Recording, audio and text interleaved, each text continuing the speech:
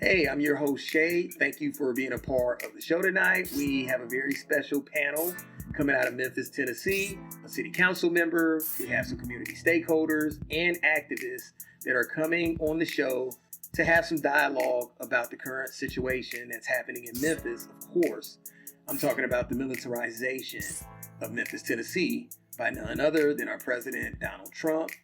If you would, like and subscribe.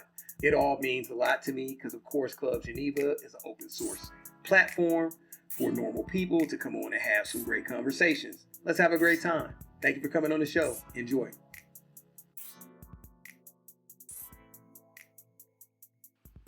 If, under the present conditions, people change and things become somewhat better, why didn't the city do it in the first place? Why? I don't get it. Why? Do you want the truth, or do you want, what kind of answer do you want? The truth, of course, Crystal. Okay, well, here's the truth, okay? And this is one perspective.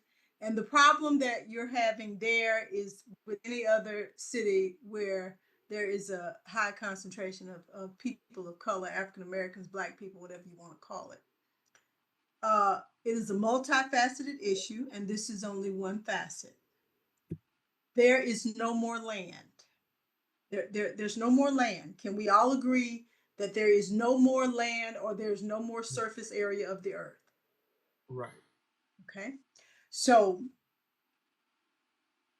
integration, or pseudo-integration, or pseudo-assimilation caused the white population to go as far in white flight as they could possibly go. And there's nowhere else to go. Except, as what an old Mississippian said would happen many years ago, back in the 60s, when it first started happening, he reminded people that the center of civilization is always in the city. That's where your government is, that's where your hospitals are, your medical centers, your academic centers. So once all of these people have gone as far as they possibly could, they now have 25-mile commutes one way. There are very few true cultural offerings out in the suburbs. The symphony is not in the suburbs. The opera is not in the suburbs. The theater is not in the suburbs. None of the cultural museums or centers are out in the suburbs. None of your academic institutions are out in the suburbs. So the city is still prime real estate. Yes. And just like there was a thing called urban renewal some years ago, it now has another name called gentrification. So the city does not want to do anything right now because it is not in alignment with the agenda. In order to drive the price of the land down, in order to fearmonger and make people who have homes and property that is potentially worth hundreds of thousands of dollars, or maybe even millions, you make them believe that the city is experiencing an all-time high level of culture rot, crime, chaos, and mayhem. Okay? So when those who know no better give up their homes, some which are paid for, some which grandma and granddaddy died and left mortgage free, they can convince you to go out to the suburbs into substandard, builder grade spec houses, and eventually you will be displaced again, and the city will become less saturated with African American people. Okay? I don't know if anybody else has thought about it, but think about where this is happening. They're not sending the National Guard to Peace Valley, Minnesota. They're not sending them to Mayberry, North Carolina. They're not sending them to Bumblejack, Idaho. All of the places in which the National Guard is set to be in a state of occupancy are in large cities with African American populations. However, within those cities are cultural landmarks, academic centers, very significant medical centers, uh, medical schools, uh, think tanks of very concentrated people who are involved in science, technology, engineering, math, or medicine. The Med is not in Oakland, Tennessee. The Med, Regional 1, is in Memphis. Hmm. Look at where Interesting. John Hopkins, the Mayo Clinic, Regional 1, Cook County Hospital, the University of Mississippi Medical Center, which is it's not a level 1 center like Memphis, but the burn unit there is phenomenal. Look at all of the things that these cities house that cannot be duplicated or replicated in the suburbs. Hmm. You're not going to go So, out in the suburbs and build a 150, almost 200-year-old college. It's not going to happen. You can have satellite campuses out there, but an academic center. You don't have the time or the land or the space or the money to go out and build a new academic center out there in Lakeland. It's not going to happen. You're not going to duplicate Regional 1 out there. It is one of the largest teaching hospitals in the South and is the only level 1 trauma center within hundreds of miles. I said, I just think that we might want to also consider that they may want the city back. Not just in Memphis, but in all of these urban centers. I mean, I don't think that possibility has ever gone anywhere. Yes, they absolutely want it back. They absolutely want to control it. And based on our performance, I wonder if would it be a bad idea if they did? Because Exactly. our performance Exactly. has been Okay, ugly and crazy Exactly. decades, not just lately, for right. decades. So what we're here to do is discuss uh, the military occupation of Memphis, Tennessee. More importantly, what has happened is we haven't seen much of a military presence, but a lot of state trooper presence, FBI, ICE, and all those people are on the ground now. I just wanted to cut in really quick. So you see a pre-militarization of the city, but it's not actually the military. It's just the agencies, the criminal justice agencies like ICE and bumped up police presence, state troopers that you're not normal. You're seeing a surge in operations there on the ground. Yeah, actually, um, it's pretty intensive.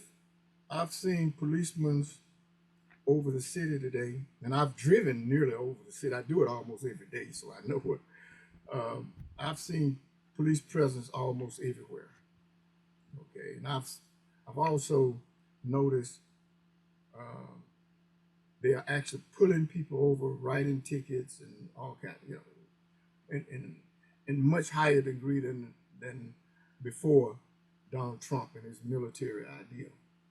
Okay. How are the residents taking it there so far? Like, what is it? Is on the ground? Is it calm for people, or do you sense like a sense of agitation? From my perspective, I don't see much different at all. I just see people being pulled over, given tickets. Most of them are voting against it. They don't think they need it in Memphis. Even the mayor of Memphis feels like the crime rate is going down, and we're doing a decent job, and we're gonna continue to work on that. And we don't really need the National Guard here.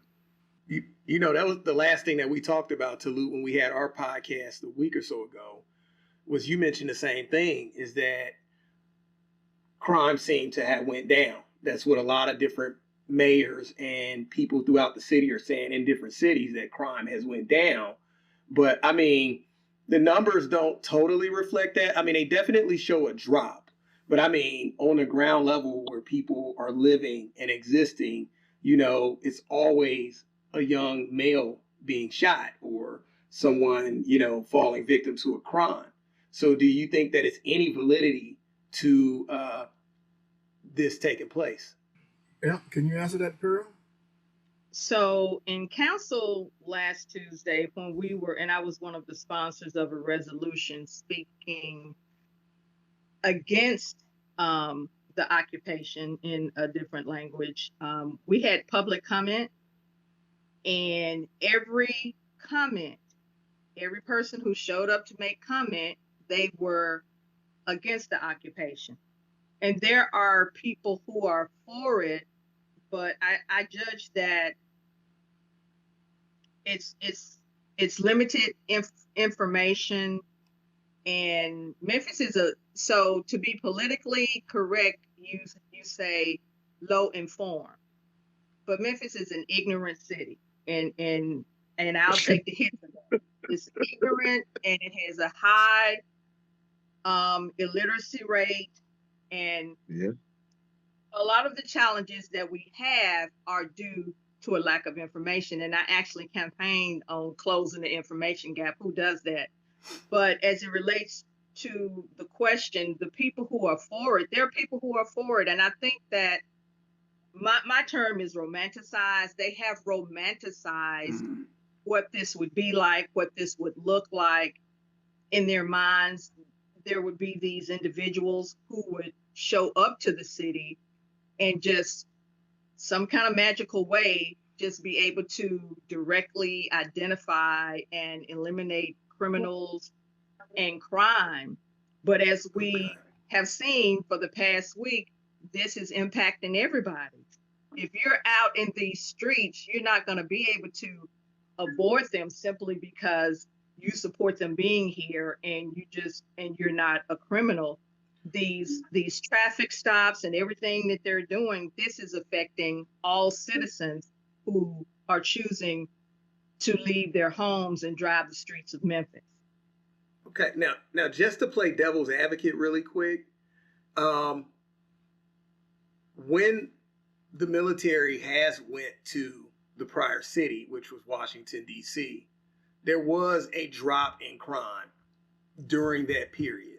But I think the sustainability is the issue, you know, like what's going to happen after the military leave. And then also what's the ulterior motive, like you just mentioned. Why is the military there to begin with?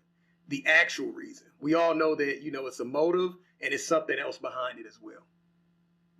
So the first night, there were 9 people arrested. And for those of us who are thinkers, the question is, arrested for what? Were these crimes, were these murders, or were these random traffic stops? So now it's 72 hours later, and they're reporting that 93 people have been arrested. But once again, arrests for what? Are these arrests about criminal activity or something else? And as far as what was reported in DC, I don't know that to be true. We're reporting that the crime is lower here. I believe that to be true, but a lot of people say that that's not true. They're not supporting the data. And also, one of their Humvees flipped over yesterday and hit 3 cars. It wasn't in the news. I found out about it on social media from people going live and shooting footage, but that's a big deal. They've only been here. So yesterday, that would have been 48 hours. 48 hours, they already have a vehicle, high-speed chase. I didn't know they were supposed to be chasing. And if it wasn't a chase, what were the circumstances surrounding a vehicle of that nature, of that magnitude? What would cause a Humvee to flip over and hit 3 cars? That's a lot of energy moving. But I think that should have been breaking news. And the news outlets, I haven't seen it on any of the news outlets. So in Memphis media, that's a whole nother show. I was just going to say, what's the crime rate there in Memphis? Like black on black crime or just homicides? What's the homicide rate there? I'm looking it up, but let me say this to you about the homicides. Over 50% of the homicides, people are being killed by people that they know. So we have a major interpersonal relationship problem here, and we have a major conflict resolution problem here. Well, the thing about the crime rate, you know, when you want to deal with a homicide rate rather, a homicide rate daily, you know, 2 people killed today, 3 people killed, or when you deal with it annually, 200 people murdered, 300 people murdered, you get a false sense of the reality of death in a city, especially in Memphis. But if you do a homicide rate and you estimate in Memphis, there are over 200 homicides every year. That's a lot. And now if you calculate that by a decade, 10 years, the reality of the body count is unbelievable. You're talking about 2,000, 2,500 people killed every year in Memphis. And I know that fact since 1993. So you have a city that is totally out of control. You have a city where tens of thousands of people have been killed. And nearly a quarter, if not a third of those homicides are unsolved. And Councilwoman, But part of the reason why they are unsolved is, so they're saying they're putting $100 million in the city, and that 100 million is also going to salary, so it's really not 100 million, correct? So with,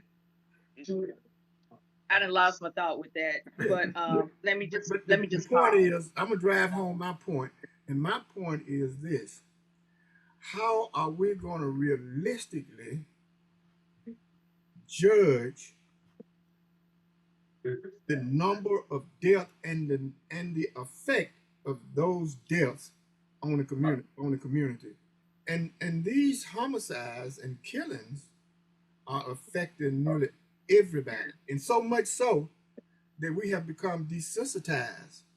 See, I lived in a time when if a person was killed, for an example, in North Memphis, we all would be outraged across the city.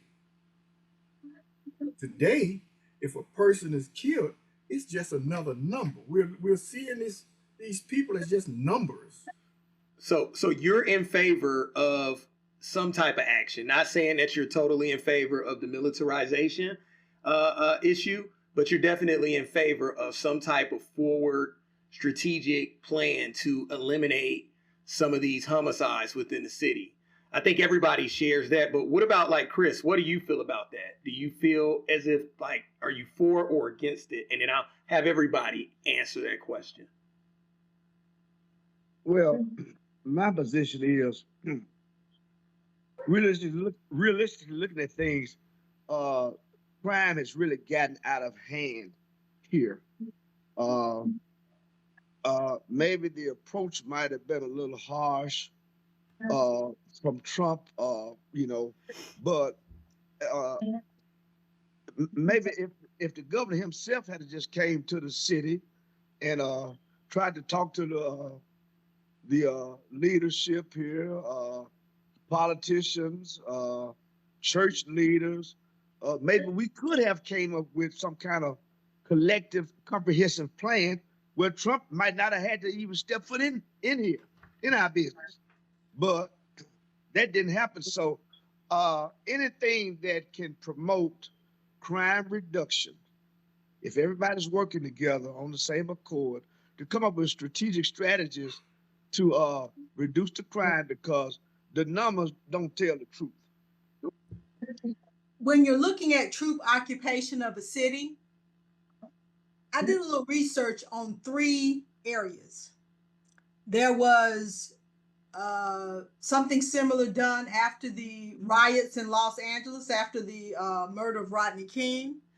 Post-Katrina New Orleans from 2005 to 2010, and Operation Legend, which took place in cities like Kansas City, Chicago, and Albuquerque, New Mexico. And each one of those had long-term and short-term effects. In the Operation Legend, there were arrests, seizures were increased, and cities saw temporary dips in crime. The public perception was mixed. Critics argued that it didn't address the root cause like poverty and lack of opportunity, which is very prevalent in Memphis. And in some cities, there was said to be a lack of transparency and trust in law enforcement went down. Some neighborhoods felt like it highlighted racial and economic disparities, especially in the disaster response of Katrina. And then others, like in Los Angeles, felt like the troops restored order very quickly. Now, in those three cities, that is what they saw. Now, as far as what if Bill Lee had done this or that, Mr. Walton? Bill Lee is a Republican governor. Right. And Bill Lee may not be motivated to have the conversations with the agencies and the people that you had. Now, I'm going to say this, and I can stand on this, and I can defend it, and I can take the heat from it. No one in their right mind is going to have a conversation with any Black religious leaders about changing any social problem in any city. The Black church has become the most useless, impotent organization anywhere. Other than it being a Sunday morning fashion show, I agree. an emotional high, it is literally useless. Now, now many of the larger churches who have money-savvy pastors, they're going to get in on that $100 million crime-fighting budget. The Tennessee Downtown Public Safety Grant, there's $100 million up for grabs. And a $175 million statewide initiative, which includes $75 million for a violent crime intervention fund. So you can best believe that some of your 501c3 churches are putting together think tanks right now, that October deadline, to put on some type of fake problem, pass out some sandwiches, and have a few rallies so they can get that money. Now, it's very interesting to me that the literacy, the rate of functional illiteracy in Memphis, the percentage is almost identical to the crime rate, which is in the 20%, 22 percentile, or 22% of the people there are functionally illiterate. Said to be somewhere between 23 and 26%, with 2,500 per 100,000 people affected by violent crimes. And the reason why Bill Lee did not come and talk to the people that you mentioned, Mr. Walton, okay, because Bill Lee knows something that the old folk used to say: if you always do what you've done, you're going to always get what you get. All these people been in Memphis for 100,000 years and they ain't done nothing. So why would they do anything now? And I'm not just downing Memphis, because I'm in Jackson, Mississippi right now, which has a murder rate almost like that of Memphis. And the landmass nor the population is nearly as dense. Man, Red, that was incredible. I think you just filled a whole expose with a lot of valuable information. That paints a picture, and I think you touched on something that's really important that I hear a lot, is that the Black church has become feckless and it's basically just an agent, a tool of leeching off the tax system. That's what I hear from a lot of people. Well, it's become that. I think for the most part, it has done very well in keeping people apathetic, waiting for something that's never going to happen. And if you look at it, there has always been a very symbiotic relationship on the plantation in the Black community between Passa and Massa. Yeah. He fed well, he dressed well, and he lived well because he kept the slaves compliant, and he kept them believing that this was what they should accept and passively just be okay with it. But I feel like that there are churches that serve a greater purpose and that do the best that they can. But I do side with a lot of the strong points that you make, because it seems as if churches actually play a huge part in which, from what I see, is a cultural breakdown within our communities where men and young women are not connected anymore. Why? Because a lot of these different churches, the focus isn't on the community. The focus is primarily on money. And with that change, I've seen like this pattern of just like, you know, it follows with crime. I think the church does play a huge part in this. But another good note that you brought up is that these cities are basically everyone's just coming together to try to just draw in money, to try to draw in resources. But it's something deeper that's going on underneath this. I'd like to know from, I believe it's Dr. Omar, correct? What do you think about this? You know, when I look at the problem that we have, we can solve the problem, but we got to put a solution in place. Right now, we're not doing that. The gun violence is out of order. In April this year, they had 28 murders in 26 days. And a lot of them were done by children killing children. How do we fix it? How do we stop them even having a gun? How do we stop the madness? How do we stop them from bringing guns to the school? We got to fix it. But parents don't want to be parents.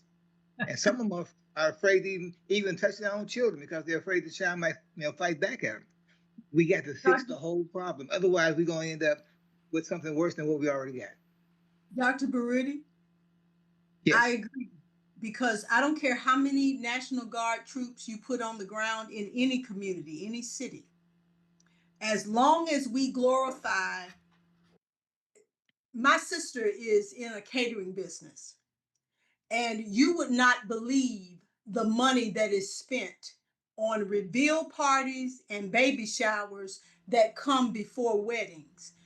The Black community does not necessarily have a money problem. We have a moral problem, and nobody wants to say it. I agree. Yes. Nobody wants Yes, to be yes, accountable for anything. I We agree. Yes. subsidize stupidity, we Oh, yes. finance foolishness, and Yes. we monetize immorality. And when the troops are gone, until we stop that, nobody is going to come and save us, and nobody is going to save us. And Dr. Baruti, you eloquently said it in a way that is much smoother than I can say it. But I've seen the enemy, and the enemy is us.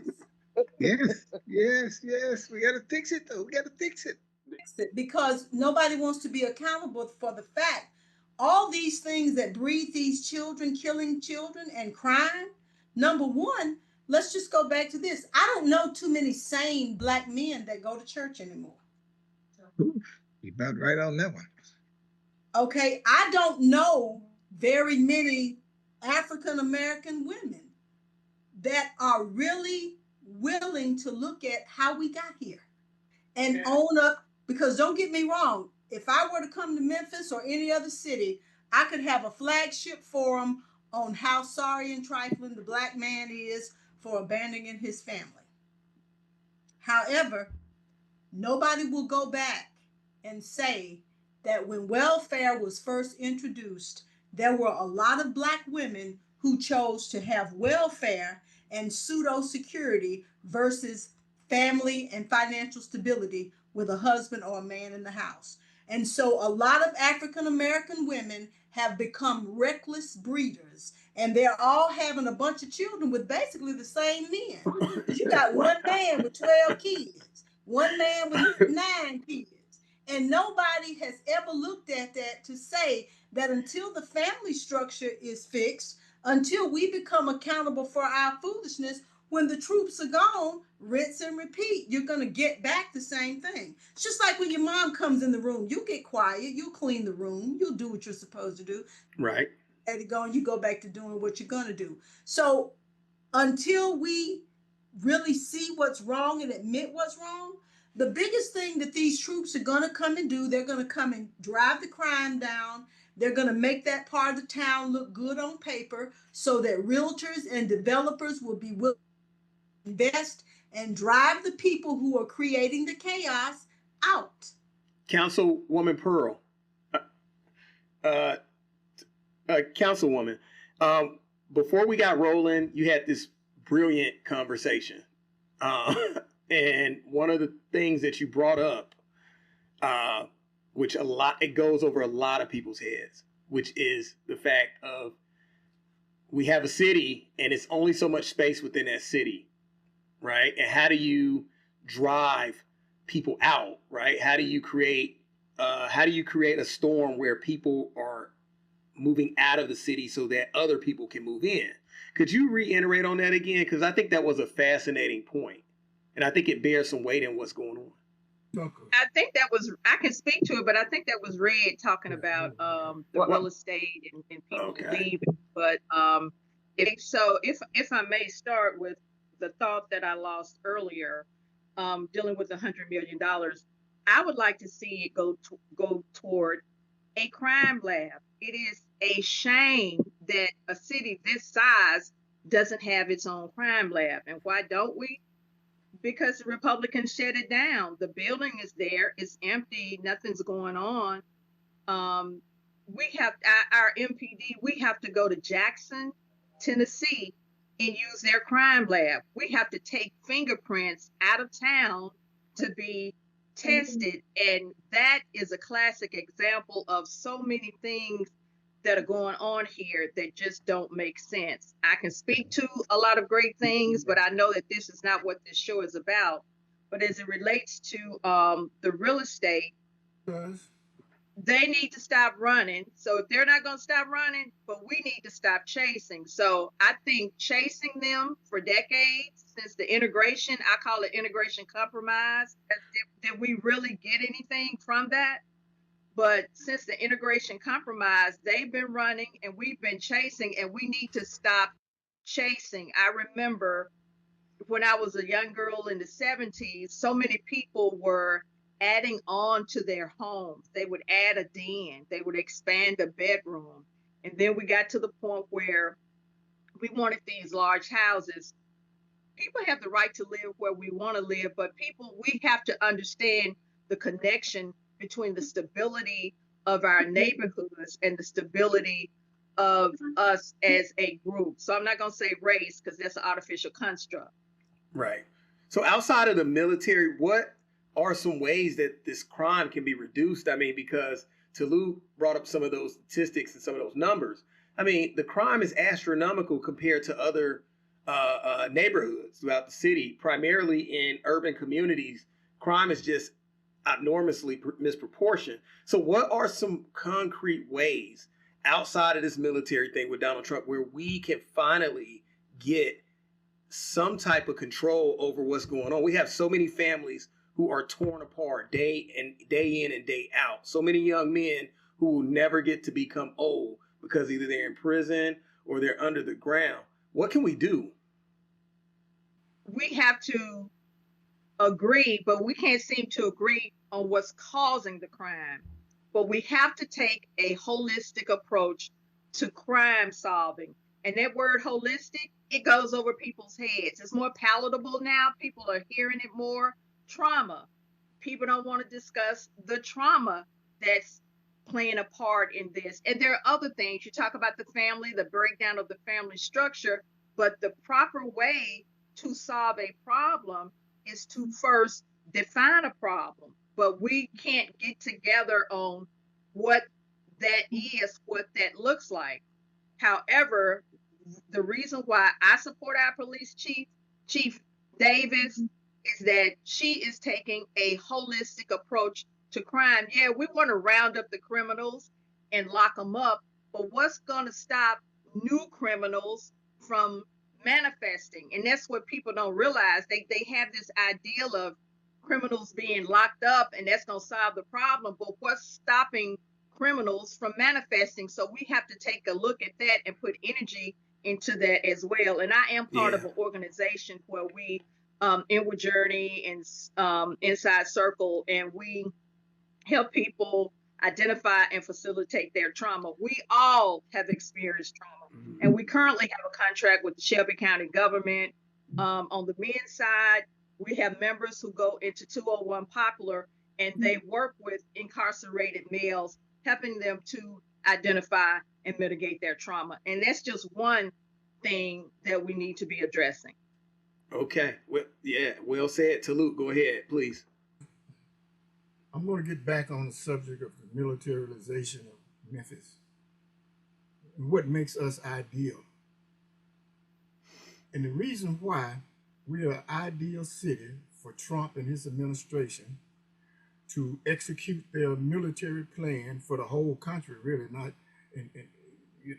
they're not going to stop in these so-called urban areas. They're interested in suppressing the vote, using the military, and they're going to do it. They're going to be very successful at that because we're stupid people, and we're just going to go along with whatever they come up with. We're going to get in our place, we're going to get in our lane, and we're not going to rock any boats. We're going to do what we're told, like we historically have always done in Memphis, Tennessee, and other places in this country. Okay? And so we have failed us completely for decades, not just recently, for decades. We've had this problem since the 1980s. The same statement Councilman Walker just mentioned about coming together, going into these prisons, doing this and doing that with inmates and all. We talked about that and did that in the 80s. Yeah. And we're doing it again today. No solutions. Why? Because number one, grassroots, everyday people are not going to solve any problems. They don't have the expertise. They don't have the budget. They don't have anything. And you're going to turn to these people and say, oh, let's solve this problem. It's not going to work. And it hasn't worked anywhere in the United States, and it's not going to work anywhere in the United States. However, you have people like Dr. Omar Baruti and other organizations who have been on the ground in Memphis, Tennessee since the 90s, and we get no support at all from anybody. But we know the solution. We know it. But you know who our leadership turned to? Those people with the PhDs. We turn to those people, Caucasians, PhDs, doctorals, to solve urban inner city problems, and they can't do it. They've never done it. They never will do it. But they get all the money. They're not supposed. Go ahead, because I'm done. You're right. They're not supposed to do it. That's right. Can I make a quick comment about the church? This is my issue with churches in Memphis.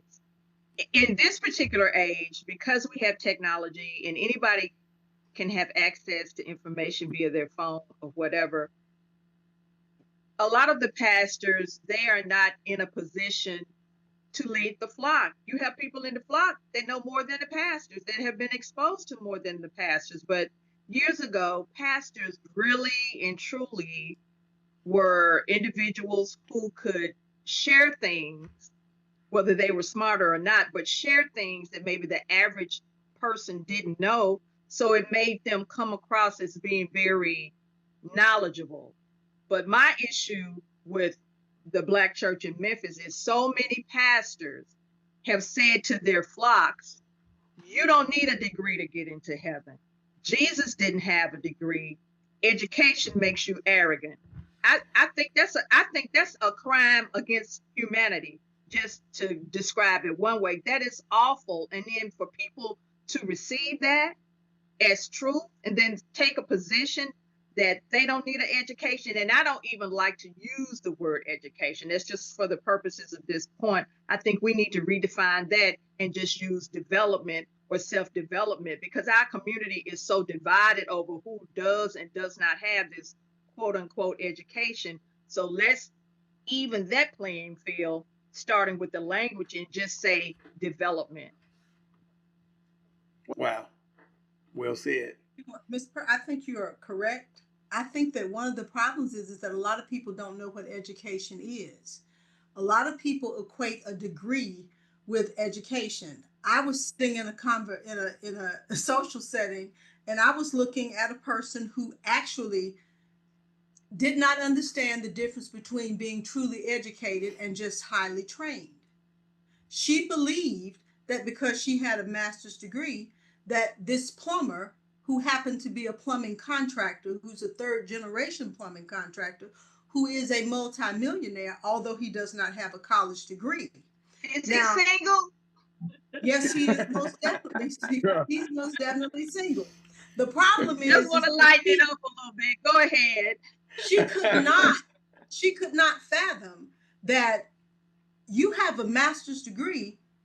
You've never made six figures with it. You spent $80,000 getting a master's degree, and you don't even make $80,000 a year with it.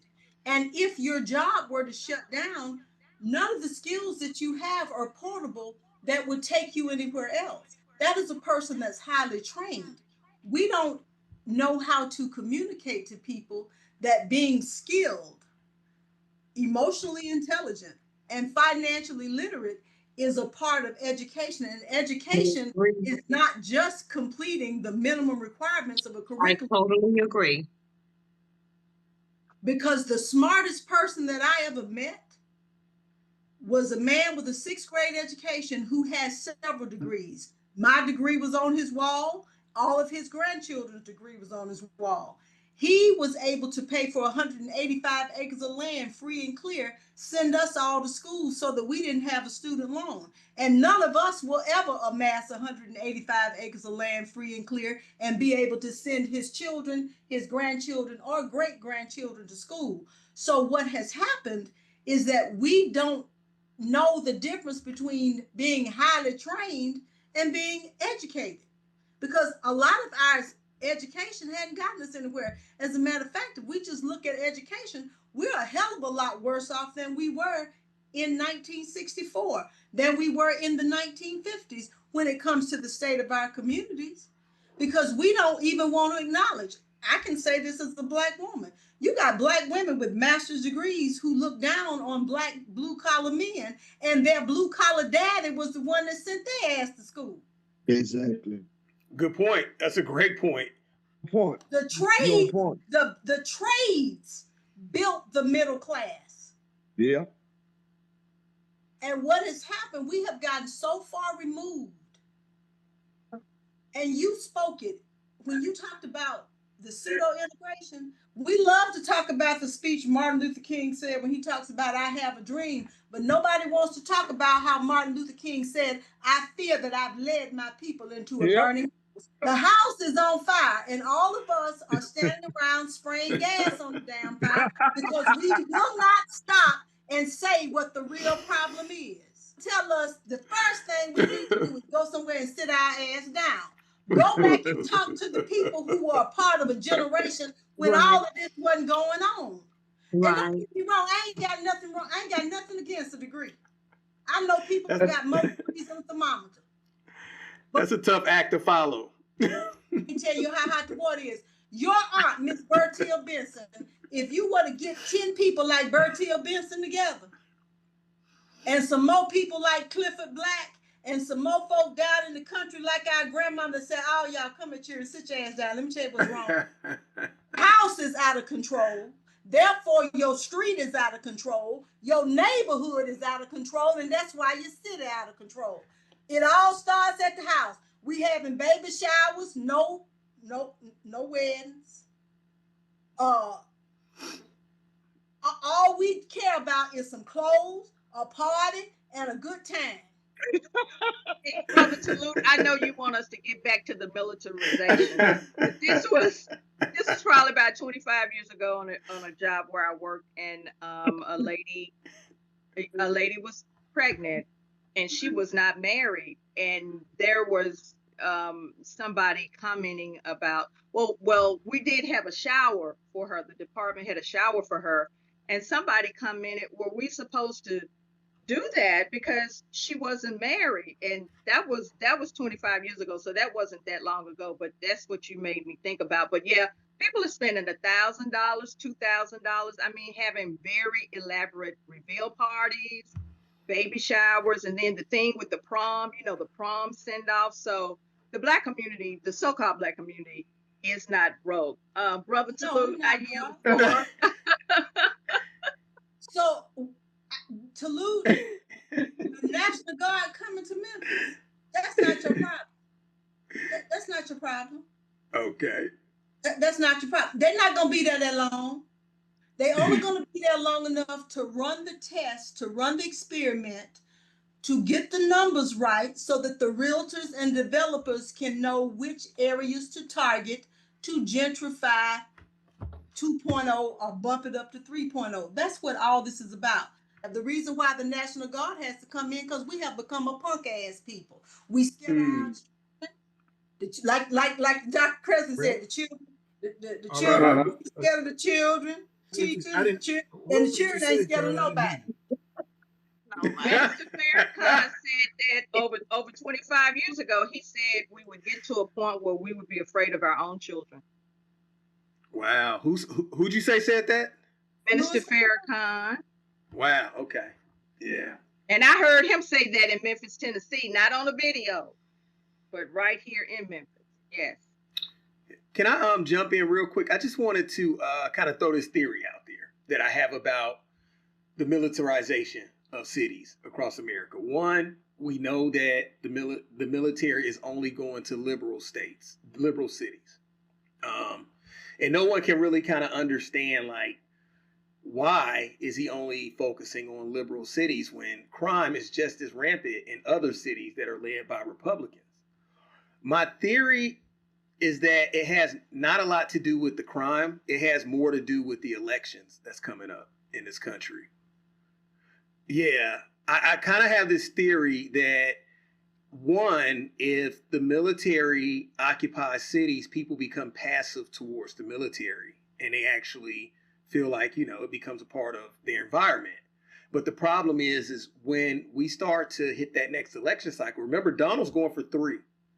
He's going for a 3P. He's doing a mic, you know? And I really feel like if the military starts to occupy cities and starts to fight crime, we're also talking about crime and remember these voter suppression laws, right?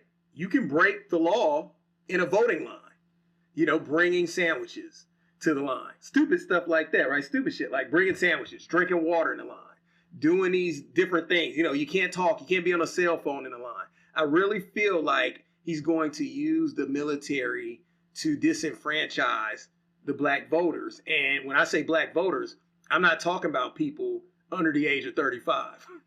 I'm talking about people over the age of 45. People who primarily vote are older population of people, a lot of us, right? I really think that that's what this is all about, is setting the stage. The Republicans are cutthroat, if you haven't noticed. They're jerry-rigging whole districts as we speak. Well, I mean, they're playing such a huge game of chess. I mean, it's fantastic if you're a Republican, but it is dreadful if you're a liberal, right? I mean, that's my theory. What do y'all think about that? Are there Well, really I'll tell you what I liberal think black about people? it. Are there really very many liberal, truly liberal black people for real? No. They don't even know what it means. They have no idea what liberal means. They have no concept at all about politics. So how they don't know what a liberal is? Only thing they do is just vote Democrat. That's it. That's it. The thing That's about it it. is this. But That's nobody will admit this. And I'll No, say, they're and not. I'll put the target on my back. Name one Democratic-led city that is not quickly becoming or has already become a shithole. Yeah, they all are. And the thing about it is this. It's one thing that has happened not only in Memphis, but across the United States in majority population of African American. And that's weak and passive leadership. Yep. Republicans have proven that there is such animal as weak and passive leaders in the Democratic Party. They've pointed it out. Too weak to do anything. It's just like this mayor here in Memphis, Tennessee, whom, in all due respect, claims to be a Democrat, but Memphis is a nonpartisan city. So its elected officials do not have to declare if they're Republican or a Democrat. And the majority population here is African American. So that allow Republicans, that allow Caucasians and anybody else to join into the political leadership of this city. Okay, so the point is, this passive, weak-ass people here in Memphis, Tennessee, and it's been for decades, have been showed up. And the thing about it is, you take this mayor, and like I said, in all due respect here, young guy, too young to be in the position that he's in with the challenges that he has right now. He doesn't know how to deal with it. He's unequipped to deal with it. Oh, because one thing is this. If I was mayor and Bill Lee start giving accolades to Trump and his administration, I would have walked out the room. I would not have given a damn about what Trump thought, what Bill Lee thought, or anybody else thought. I would have walked out of that room. Because I would have proven there is such animal as a Democrat who's not going to tolerate standing behind a Republican leader giving accolades to a madman and his administration. That's just the way I would have felt. If I was there, I would not have tolerated it. I would not have done anything disrespectful to that governor, but I would have left that room. Even the police chief, if I was the sheriff, and all those people were black, they should have left the room. Okay, yeah, well, thank you. Okay, anybody else? Doctor? Omar. Yes. What theory? Repeat your theory. My theory is just that I feel like the military is just a ploy for voter suppression. Yeah, I brought that into our conversation earlier. I think that's another thing about it is, see, the thing about the military presence here and in other big and major cities called liberal cities, so is that, yes, the Republicans have on their agenda for decades voter suppression. For decades. It's nothing new. All these Democrats that has filled up the prison and the jail systems and all this, a form of voter suppression, come directly from the Republican Party. Because they have been hardline, they have been tough, they have done all the things that they need to do to control this country. And Donald Trump is the ideal person for them to strew out all of the hate, all of the criminal activities that they can possibly do to control America. That's their agenda, okay? And the million African-American men and women who are in prison, that's part of it. The men and women who are being murdered, guns being brought into our communities by them to kill us. Voter suppression, all of that's voter suppression. They want to reduce the number of voters in the African-American community because if they do, they would have destroyed a block of voters who historically has elected presidents. Dr. Omar, what do you think about what Talut just said? I agree with him, and even further than that, America is a murderous nation.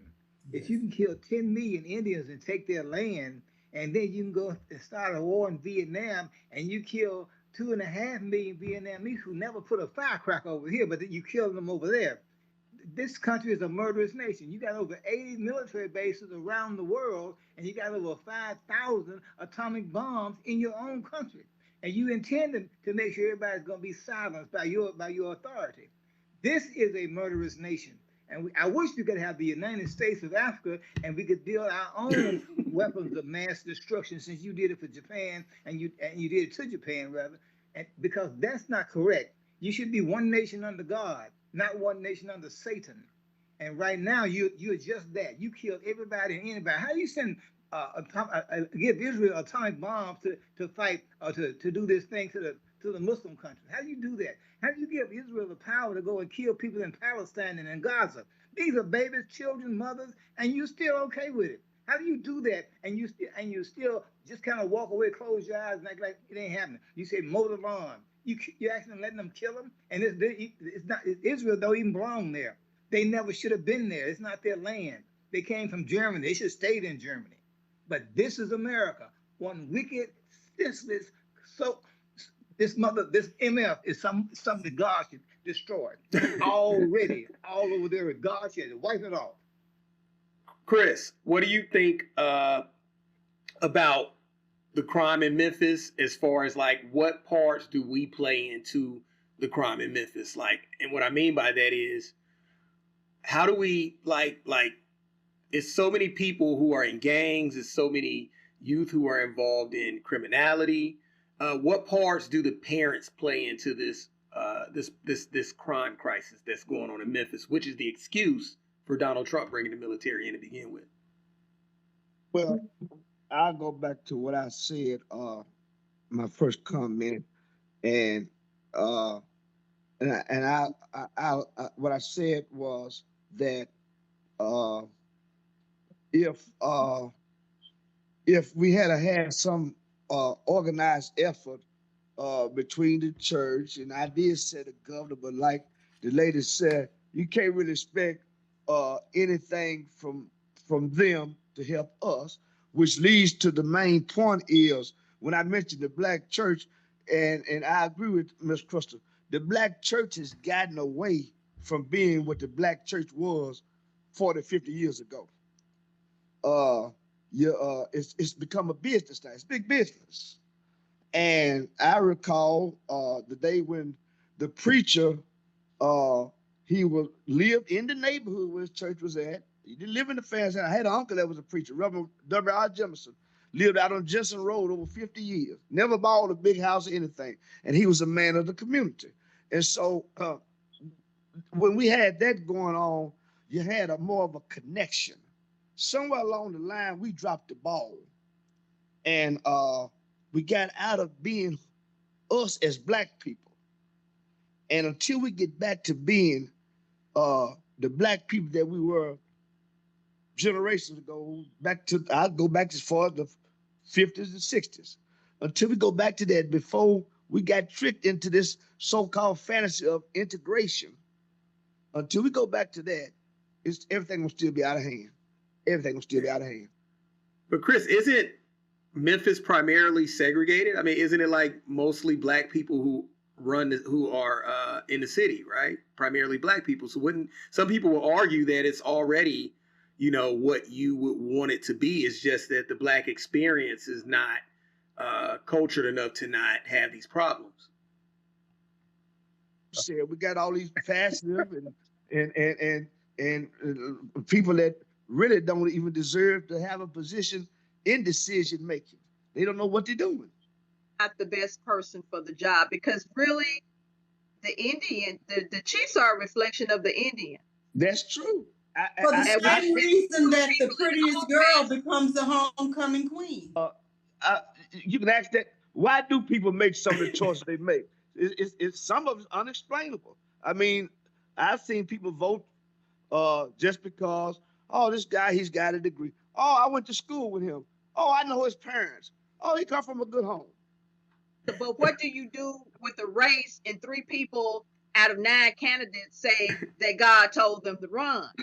Thank you. If you go back in the day when I was a high school student, back in that day when you got Section 8, you could not have a man in the house. But we had but when I was growing up, 70% of households had a father in the house. Now it's near zero because the father was and not allowed to stay in the house because you want to make sure you got your Section 8 benefits and your food stamps and all the other stuff they give you. So the father had to be eliminated. But now the father is no longer in the house, and the children are in desperate need of fatherhood, but they don't have it at all. Now they got ganghood. We got to go back and tell them to kiss our butt. We're going to put the father back where he should be to raise his children. Look at what the book says, raise up a child the way they should go. We don't do that anymore. Yeah. I got 7 children. All of them got bachelor's, master's, PhD degrees. I make them walk in my footsteps, and I walk in my father's footsteps. We got to go back to that same kind of culture and leave this nonsense white people put on, leave it alone, and don't even try to get it no more. Let's go back and do what we got to do as family. Exactly. So fathers and mothers got to be in that household. We can talk. I can say this firsthand. I don't care what you tell me white people do to us. Nobody is more damn low down to us than us. I agree. Nobody is more low down to us than us. I'm going to tell you this right here, and I can say this. When I lived in Memphis, if I walked into a room and there were 2 other black women in the room, I didn't go in that room. Not because I was raised that way, but I started watching some things. And it's sad that a lot of the times, like I said, I've seen the enemy and the enemy is us. We don't know what figureheads are. Or we act like we don't know what figureheads are. And young man, you said Memphis is majority black and black people are running Memphis. If you believe black people are running Memphis, I want you to knock out one of your teeth, put it under your pillow, wait for a fat white man to come I down. was just picking. I was just picking on something that somebody said earlier. They said that Memphis was primarily a black-led city. So it is not. It is not. Have you ever? Do you remember being in school? Did you ever see the puppet show? Have you ever been to a puppet show? You see the puppets dance. Then you get closer. You see the strings, and then you realize that the people behind the setup are the ones who are pulling the strings. Ain't nobody black running nothing in Memphis. No, they're too weak. I said but the thing about it is this: when you talk about the church, you're talking about 1,000 points of life that 1,000 points of light that President Bush put in motion that tied the hands of the inner city churches, and that tied their hands to the point whereby it was that most of the serious issues in our community, church can't talk about it. You say who did that, Talut? George Bush. He do that. President Bush came up with 1,000 points. Councilwoman, go ahead. I heard you were trying to talk. Yeah. No, I'm not finished. Okay. With that 1,000 points of lights, and the church inability to respond to inner city issues, inability to respond to our social issues or our economic issues. The only thing they could do to maintain their 501c3. That's it. That's a hell of a point. That's a hell of a point. C4 or 5 is follow the rule, don't get out of line, and you can make as much money as you want to make in Memphis and get grants and set up schools and do everything else. So it's all about a money-making operation. It has nothing to do with people's lives at all. Yeah, so the balance of power can be, should be, needs to be shifted. Thank you. We have super districts and at-large districts. So with that set up, it's 13-member council, got 7 single-member districts and 6 super districts, aka at-large districts. So based on population, based on demographics, we need to do away with those super districts because it gives an unfair, an unbalanced representation on the council. Based on the demographics, we really should have 10 to 11 so-called Black council members and only possibly 2 or 3 white, but we have 5 because of how the districts have been carved out and then get recalled. You know what I'm saying? So Yeah. people talk about redistricting and what the Republicans are doing. We need some redistricting in Memphis. Anybody run for office should declare. It should be uh, uh, it should be law, or a party law anyway. And the Democrats control Shelby County and control in name, in principle, control Shelby County, control the city of Memphis, but you still have an apartheid political system. If they don't declare they're Republicans, they can run in this city and nobody knows if they're a Republican or a Democrat. And most of the time, in this city, there shouldn't even be any Republicans in office at all. But we're too weak and too passive to be strong enough to change the political system to our advantage. It's just a bunch of bull crap. A lot of what you're speaking to comes out of ignorance and people not knowing and people not having the information to make the best choices as well. Well, it comes out of the fact also, Councilwoman, that Republicans are in the Democratic Party running the party. Yeah. They're the ones who come up with these strange policies and rules and guidelines that allow them to execute their apartheid system. And we accept that because why? We want to be nice. They don't give a damn about being nice. They'll lynch you if they could. And one thing hasn't been mentioned. One thing it ain't about that nicey crap. One thing that hasn't been mentioned in regard to the crime are these gun laws that we have here in Memphis and Shelby County. How so? Carry. I don't know. The open carry. Committing the crimes don't care about gun laws. Most of them have illegal guns. Now, I will say this. Stand your ground laws and open carry, I am a fan of that. That is why I can sit out here on my patio tonight and have a glass of wine at 11 o'clock and not have a problem, because these people, now, I'm not saying that they're right, but they are gun enthusiasts. So people know who they can play with and they know who they can't play with. They know that they can go to certain parts of the city and it's a free-for-all. They can snatch your granny's pocketbook, steal your kids' Christmas toys, and nothing is going to be done about it. They know if they come over here, you're not getting out of here. If you get through that gate, these people down here, believe and stand your ground and open carry. If you know that if you trespass on my property that you shall surely die, you're not going to play in my yard. You're not going to break in my car. You're not going to be standing down there by the gate. You're not, the Jehovah's Witnesses don't even come over here. I believe that in the demographics areas where there's a lot of crime, a lot of people don't own a gun. They are not legally licensed to have a gun. They're not responsible with the guns. The gun law is not for African Americans. It's for Caucasian people to be able to carry guns without a permit, without a license or anything, just in case they have to shoot a Negro somewhere. It has nothing to do with the law. It's that.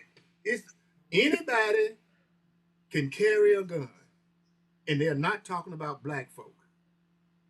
And you're talking about a question for me. Somebody, but it has made a certain segment of society more relaxed and more confident in carrying these illegal weapons. Well, even if they didn't care about it, everybody knows that if you put, it has been a rise. Everybody knows that if you put guns in the hands of fools, they're going to do the wrong thing with it. Everybody knows that. Because I don't think it's the guns. These people are bent on the fact that they're going to one day have to start shooting, and they're not going to stop shooting. So you don't need a permit to carry a gun. Did anybody grow up in the country? Did all y'all grow up in like the city or the urban areas? Yeah. Chicago. Okay. Yep. Well, down in the country where my family came from, everybody had a gun. That's right.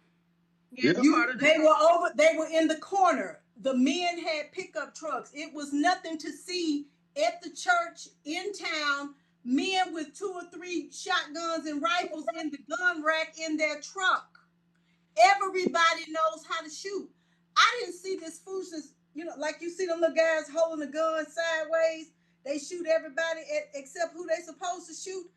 You don't have that kind of foolishness going on down in the country because everybody down there can knock a gnat off a plate of grits at 100 Everybody yards. has a gun. You're not going to drive down the road and shoot right. at my house because I'm going to kill you. Right. That's the truth. But when you, like he said, when you put a gun in the hand of a fool, that's what you got. All these years when our granddaddies had guns and rifles, they wasn't going up and down the street killing each other. And No. they had 1,100 Remingtons, 30-06, 410s, 30-30. See, that's the thing about liberals and conservatives. That language is very important. It identifies whether you're a tiger or a kitten or leopard, or it's an identity.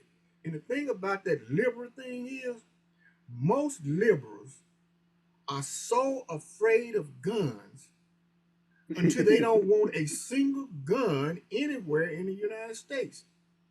They don't want it because they're afraid. But what they don't know, a person can kill you with a box cutter or a can opener.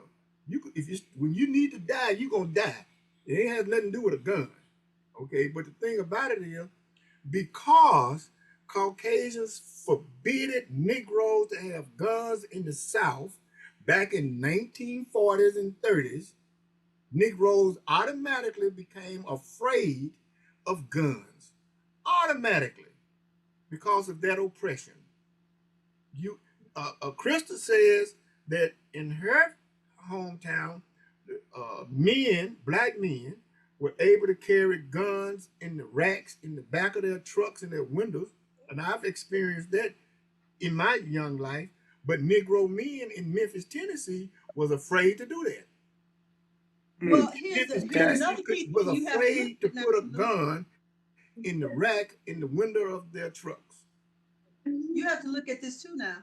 And to be fair, back in the day, if your granddaddy is down there in Umpajack, Mississippi, and he got 100 acres of land, he can do what he want to do when he get ready. Now, if you living, right, if you living in somewhere that does not belong to you, a social worker or the case worker or the building superintendent can walk in, and if you violate them rules, you might be out on the street. No, you're not gonna have a gun. I cannot just say that, that's why they're afraid, because of no, if you don't control the dirt up under where you live, and this is a big problem. My father told me this, my grandfather told me this, you was born free to free people. Whatever you do, keep your black ass free and make sure you own you some dirt, because if you don't at least control the dirt under where you live, you can't run nothing but your damn mouth. Councilwoman, I got a quick question for you. What is Memphis doing as maybe a city council body or as a whole to fight against this occupation of the military? Or is it something that the majority of the council wants? There was me and some of my colleagues, 4 of us sponsored a resolution opposing the occupation, as I said earlier. And then when it came down to the vote, 13 members, so 3 were absent, 4 voted, 4 voted to support the resolution, which was against it. 4 voted that they wanted it, and 2 abstained. But as a body, things that we're doing to try to oppose it, we're not doing anything like that. Now, one of the council members did have a town hall yesterday sharing information about it. The mayor had a regularly scheduled town hall on Tuesday, and I attended that, and the occupation was addressed up front, but then the rest of it, people still want to talk about the blight and the trash and things like that. But as far as what we're doing as a body to oppose it, we're not doing anything like that. Tomorrow, the NAACP is having a press conference. Finally, I think they were a little Because it's been marches and protests and press conferences, and here they are just not having one. But that's a whole nother show. But good for them. Good for them. The ACLU, they are sponsoring something online virtual tomorrow about knowing your rights, because actually whatever they do, they have to be in compliance with some previous consent decrees based on some lawsuits. But if you want to get into the constitutionality of it, it is against what they're doing is against the state constitution, and it is against the U.S. Constitution. So what are you telling? Okay, so what are you telling your constituents, the people who put you in place? Like, what are you telling them on how to engage the soldiers when they show up? Like the rules, like things that they should and shouldn't do. I haven't done anything like that. Because the information, we don't have the information that people think we have. And basically what information there is, we get it when the public gets it in the media. We still don't know how many troops they're sending. And there's certain particulars about this whole piece that we don't have the details yet. So is the police keeping that from you? Because they would have the police will have the closest access to understanding the nature of them coming. So is the police sharing information with you on what to share with the public, how to deal with the situation? No, we're not getting information like that. Some of the individuals on the council may be getting it, but as a body, we're not getting emails and briefings and things like that. We've had a couple of things like a couple of weeks ago, but now in the thick of all of it, no, we have not received anything. But Chief Davis, she said herself the day before yesterday, we're still waiting on details. We don't know how many National Guard members are coming. Has anybody, the chief of police, the mayor, or anybody said anything to you about the Kendrick consent decree? That was one of the things that I was referring to, but that didn't come from them. It's not going to come from them. It's not. So when you talked about the ACLU, there's a movement in Memphis that some of the younger people brought to my attention called the 901 movement, or the free the 901 movement. Free the 901. Mm-hmm. Okay. So different organizations, different people and entities, and this is one thing that I don't care for. Different people and entities are sharing information as credible messengers, and some of that information is not true. But people are so rushed because of this social media. People are so rushed to have the scoop, to have the latest news, and so they're regurgitating misinformation, and that's not helping. That's not helping the problem either. Now, like the ACLU, that's a credible information, and there's a few things on the city's website dealing with this, but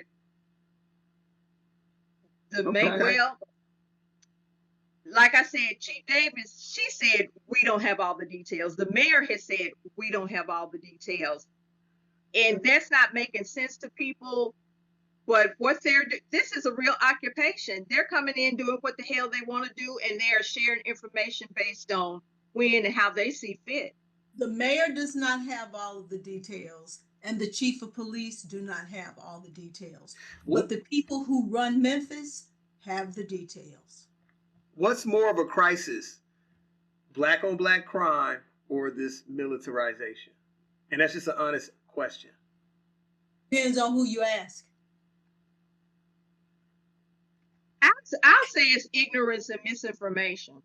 I'm still adamant about that. And as I'm in these streets, in these meetings, in these settings, I would still say it is ignorance and misinformation. A lot of the challenges that we are having are rooted in people not having correct information, any information at all. Somebody called me earlier. I find myself too often saying, but I'm trying to help you. And people not being able to articulate their needs, their simplest needs, or in a situation and not being able to explain it. And this man, I said, send me the name of the place. He was having about a job he had applied for.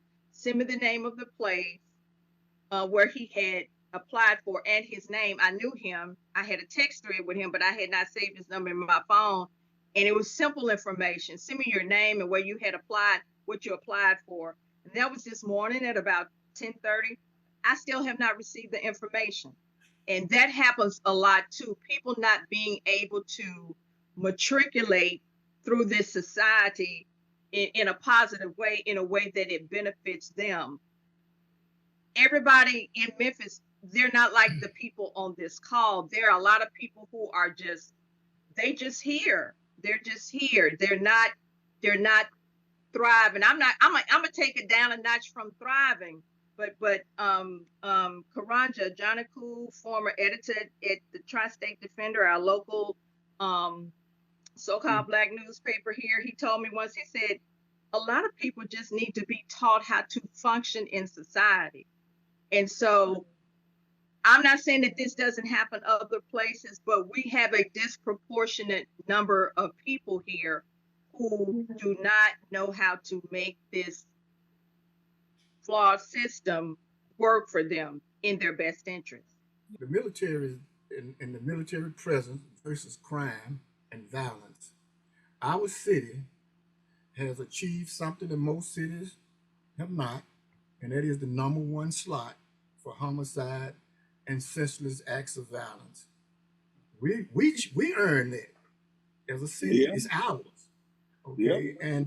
And we have also earned, we did,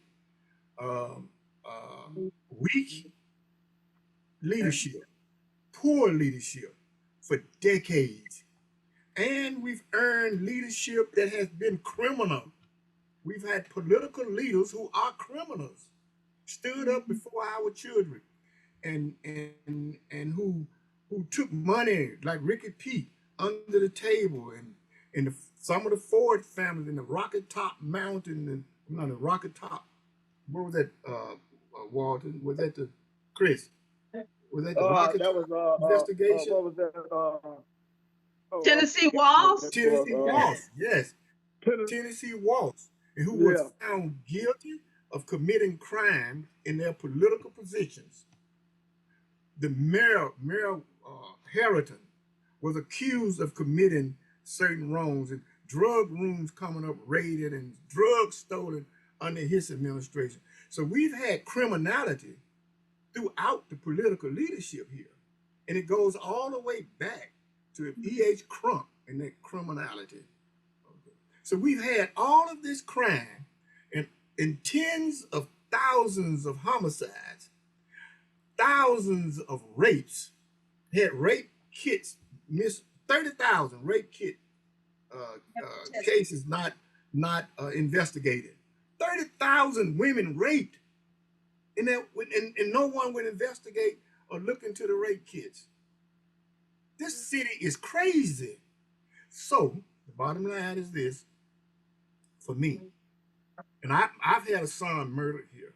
So the bottom line for me is, it's good, it's okay to be inconvenient for the moment, so that these criminals from top to bottom can realize they can't get away with it forever. They can't just keep getting away with it. And when you have a weak police chief, in all due respect, Councilwoman, you have a weak police chief, and you've always had a weak police chief. You've always had weak sheriffs. You've always had weak political leaders. It's due. Something has to be done. You know, speaking on that, man, you change. You said something about the police chief. I remember that story about Terry Nichols. How and I believe this was the police chief who was associated to that. Yes. How's the corruption there? I mean, because those cops got off. The corruption is unbelievable here. It's unbelievable. No, they haven't gotten off yet. There's still another trial coming. There's still another. It is? Okay. Well, actually, it's 3 trials, and then one has to be redone. So. See, I thought I had read a story or seen a story where at least 3 of those fellas had been released or pardoned.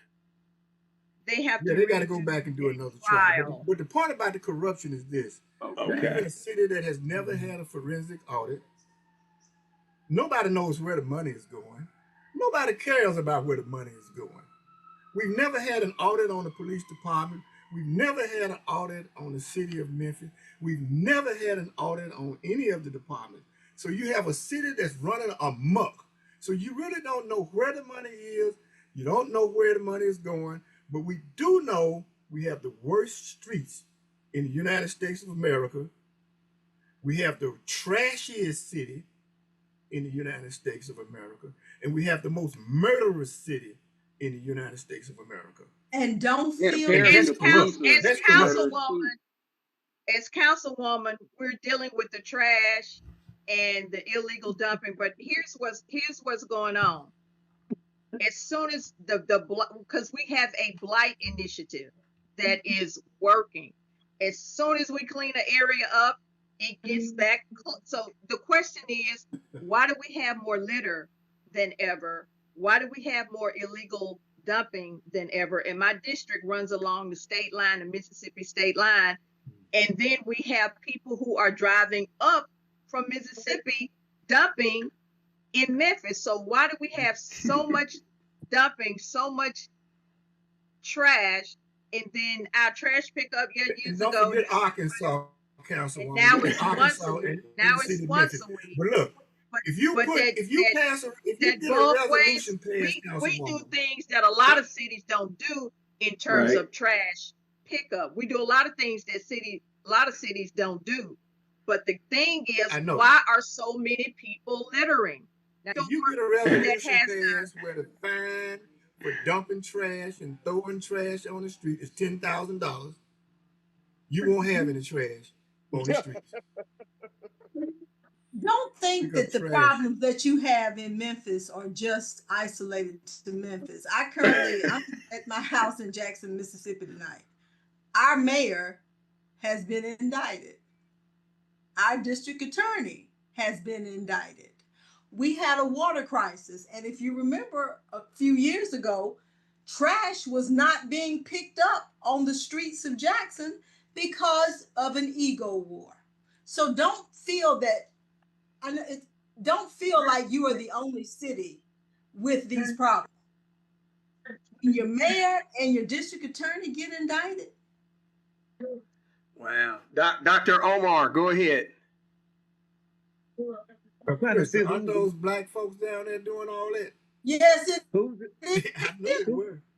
Go ahead, Doc. Go ahead, Dr. Omar. who's the new mayor? Because I know that Chokwe Lumumba was the mayor, but he passed away from a heart attack. okay. And then his son stepped in, but I'm thinking he's not the mayor either. No. Chokwe Lumumba's father was the mayor. Then they had another young man that was the mayor who was a minister. And I can't recall his name, but you had some very, very very young, inexperienced for 12 years. When I first started coming down here doing business in, 2013, you had a young mayor that Yarborough. You had Yarborough for 4 years, and then you had Chokwe Lumumba Jr. Well, I mean, not Junior, because my cousin ran against him. He was the mayor for 8 years because of youth, inexperience, and unwillingness to listen to people like Dr. Baruti, Talut El-Amin. You had these young guys here, they knew everything, and they had a friend that knew everything else. Wow. True. Wow. And it was just complete disintegration because Talut, Mr. Baruti, maybe Mr. Walton, y'all might remember when people used to shoot marbles. Oh yeah. Boy, I love losing. Yeah. Okay. Yeah. We had 12 years of leadership in which everybody believed that they came in the game with the big Aggie. Okay? And my granddad used to say, anything without rules ain't gonna last long. Even a marble. Right. So everybody comes in the room like they got the big Aggie, and if they don't want to get their way, they want to take their marbles and go home. So now you have city councilmen here being indicted, preachers trying to get people to approve garbage contracts so they can get a $50,000 check. You got a DA that's been indicted. You got a mayor that's been indicted. Matter of fact, I think there's a couple of city councilmen that got indicted. And see, the election goes this way. We don't all, as Black people, we don't always vote for the person most qualified. Now, depending on what color you wear, if you got a mayor, somebody running for office, the first thing we do down here in Jackson, we do it in Memphis, we do it in all Black cities. You have 25 Black people running for the same office against 2 white people. Where all these people come from? But you know, the conversation is fascinating. It seems like we are at least willing to have an open dialogue about the situation, whether or not these soldiers are coming to create malice or to actually do good. I mean, the story is to be continued, you know. But what do you all think, just to close things down, what do you think we can do when these soldiers leave? Day one, what can we do to enhance our blackness and to create some peace and some safety for our people? Well, here in Memphis, you have if you never lived in Memphis, you don't understand the culture of Memphis. In this city, the National Guardsmen, they're gonna do something different than what they did in Washington. They're gonna use violence. It's gonna be real violence, okay? And the reason they're gonna do that is because of intimidation. This is an ideal place for it, because this was the ideal place for Dr. Martin Luther King to be murdered. And I've made that analogy. I've made that analogy. This Memphis was the ideal place to assassinate Dr. Martin Luther King. And it's going to be the ideal place to implement further militarization. People here are very ignorant, as Councilman said, and I agree, and they don't have any concept whatsoever about proper behavior. Red, day one, what happens to fix the Black community? I think that every Memphian needs to understand the significance of 187 Adams Street in Memphis, Tennessee. Adams Street was the site of Forrest and Maples. Forrest, Nathan Bedford Forrest, same folks. Yeah. It was a clearinghouse for slaves. Right. Okay? So historically, that is what Memphis is, a clearinghouse. The other thing that you need to realize, and this has nothing to do with singing Kumbaya and marching with no signs in your hand. If you don't know your history, you're doomed to repeat it.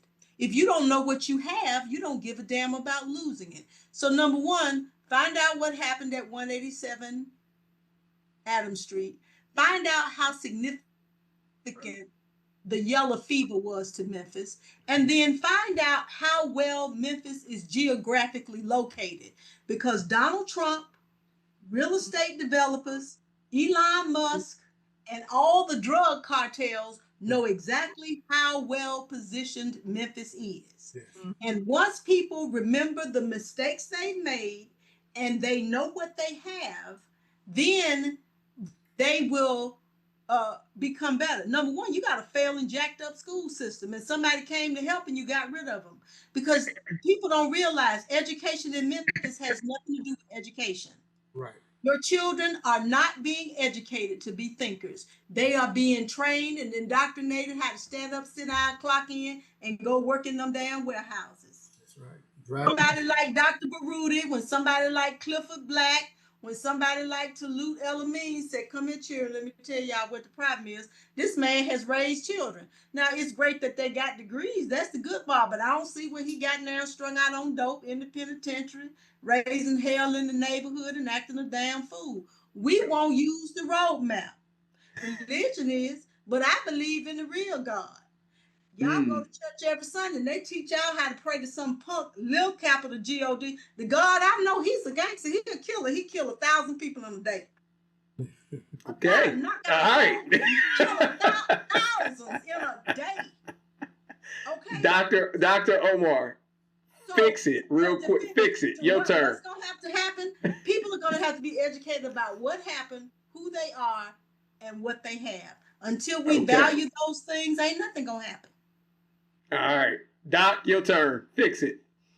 You know, as you look at this country, right now, this one thing is primary. There's a major drug problem in this country, and it's not controlled. It's controlled by the CIA. I have one of my insurance customers who used to work for Federal Aviation Administration, and he said that when planes were flying to this country without a flight plan and permission, they would make the airplane land. They searched the airplane and they found bales of cocaine and bales of heroin. They would call CIA headquarters and tell them what they found and ask them, what do we do? And CIA headquarters always told them, let them fly. So the drug trafficking in this country is controlled by the government, not by the people and not by those outside forces. America has to change, but we got to change it. And right now we're not doing that. Okay. And after 7 years of working for FAA, Federal Aviation Administration, he left there and went to work for General Motors because he said he was tired of it. He didn't want to do it anymore. But he's one of my Allstate insurance clients. 7 years, he felt like this is too much. Okay. Uh-oh. Councilwoman. I didn't know you could sing so good. That wasn't me, but I'm playing it, sure. Just continuing with what I'm already doing, and the focus is more imperative than ever. So I'm also liaison to the Aging Commission. Unfortunately, Memphis has the third hungriest senior population in the country, and just being mindful and intentional as it relates to our seniors. And I'm a senior myself. Two more things: closing the information gap, supporting literacy. When people think of illiteracy, they think of K through 12, but we have adult illiteracy as well. And so I think a lot of challenges can be overcome if we have a more literate community. And finally, there is an initiative that I'm rolling out soon dealing with supporting Black-owned businesses, and it's going to be called Commerce in Culture, because there is money in us, in our community, in our culture. Amen. Amen. Thank you so much. Now, Chris, when you set that phone down, okay, and you was positioning it and all that, you kind of scared me a little bit, because I've seen some messed up Zoom videos where some people have made some bad mistakes, okay? And I'm glad everything was fine over there, okay? But I'm just picking on you. I seen that phone. I was like, this brother know he's still on camera, right? So I had to get to my battery charge. I'm just picking on you, man. But I want to know, fix it for us. What's your solution, sir? Well, you know, basically, the discussion that we're having, a discussion that's been had for many decades. And I was glad to be a part of it. The solution, we hold the key to the solution. As Black people, you've already had two different types of Black people. You had those that wasn't going to drink the Kool-Aid, and you had those that was glad to drink the Kool-Aid. And we got to get rid of those that drink the Kool-Aid, and the ones that don't drink the Kool-Aid, we got to step up. We got to. Okay. Well said.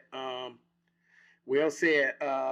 So I don't know. I mean, I think we got a lot discuss. We got a lot off our chest. We got a lot that we put out there into the universe. I think it can only go up from here. There's so many people out there who might want to listen to this. You know, we have a lot of people here with a lot of wisdom.